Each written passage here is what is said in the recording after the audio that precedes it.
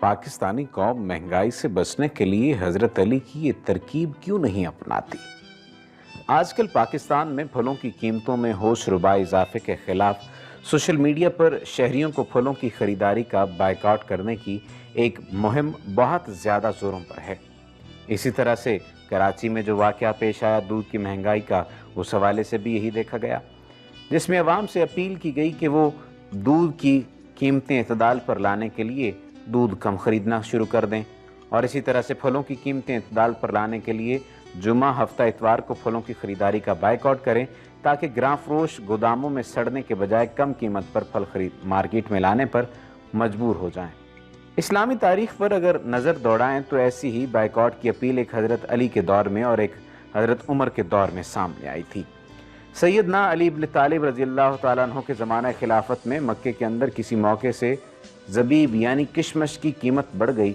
लोगों ने ख़त लिखकर कूफे में मौजूद अली बिन अबी तालिब रज़ियल्लाहु ताला अन्हु से उसका शिकवा किया, तो उन्होंने ये राय तजवीज़ फरमाई कि तुम लोग किशमिश के बदले खजूर इस्तेमाल किया करो, क्योंकि जब तुम ऐसा करोगे तो मांग की कमी से किशमिश की कीमत गिर जाएगी और वो सस्ती हो जाएगी। अगर सस्ती ना भी हो तो खजूर उसका बेहतरीन मुतबादिल है।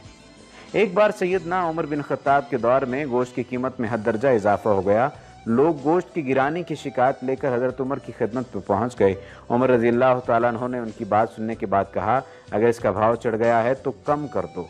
लोगों ने कहा, हम तो ज़रूरतमंद हैं, गोश्त हमारे पास कहाँ है कि हम इसकी कीमत कम कर दें। हज़रत उमर रज़ियल्लाहु ताला अन्हु ने कहा कि दरअसल मेरे कहने का मतलब यह है कि तुम लोग इसका इस्तेमाल कम कर दो, क्योंकि जब इसका इस्तेमाल कम हो जाएगा तो इसकी कीमत बज़ाते खुद कम हो जाएगी।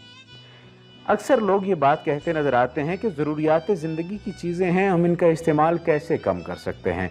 याद रखिए कि हवा और पानी दो अलग चीज़ें हैं। ये ऐसी चीज़ें हैं जिनके बगैर गुजारा नहीं होता, लेकिन खुराक में अगर फल की बात की जाए या दूध की बात की जाए तो ज़िंदा रहने के लिए ये चीज़ें इतनी ज़्यादा ज़रूरी नहीं हैं जितनी हवा ज़रूरी है, जितना पानी ज़रूरी है।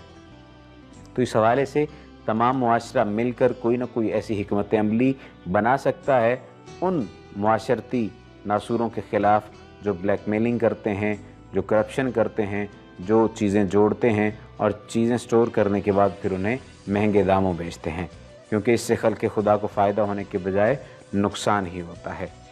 अल्लाह ताला हम सब को नेकी पर अमल करने की तौफ़ीक़ अता फ़रमाए। इस वीडियो को ज़्यादा से ज़्यादा शेयर कीजिए ताकि हमारे आम दोस्तों को, बहनों को, भाइयों को पता चले कि क्या तरीक़ाकार इख्तियार किया जा सकता है इस सब चीज़ों से निमटने के लिए। ऐसी मज़ीद अच्छी वीडियोस के लिए हमारा पेज डेली जमील लाजमी लाइक कीजिए ताकि आइंदा आने वाली तमाम वीडियोस आपको मिलती रहें।